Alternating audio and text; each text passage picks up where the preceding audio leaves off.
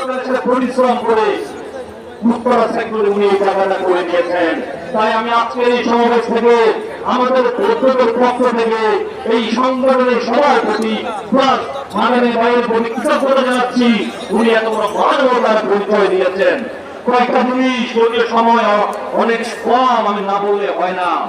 আপনারা দেখবেন স্বাধীনতার 54 বছর পরে আজকে আমাদের যারা বৌদ্ধ মাইনরিটি এদের সুখ দুঃখ হাসি কান্না বলার মতো কোনো সুযোগ নাই। কারণ যেভাবে ইলেকশন হয় আমরা দেখবেন 11 জাতীয় সংসদে যখন ইলেকশন হয় আপনারা এই আন্দোলন যে ভোট পেয়েছিল অথচ সেই ভোটে 4th নম্বরে হয়। দুঃখের বিষয় ভোট পেলে কি হবে? এই যে সুবন্ধরের ফাঁকি, এই জন্য আমাদের প্রয়োজন প্রদর্শনের এই যে ক্রিয়ার, এটা খুব প্রয়োজন। কেন? আমি যদি আমার ভোট দেওয়ার পরে আমার রাইট এস্টাবলিশ করতে না পারি তাহলে আমার ভোট দেওয়ার কোনো প্রয়োজন নাই।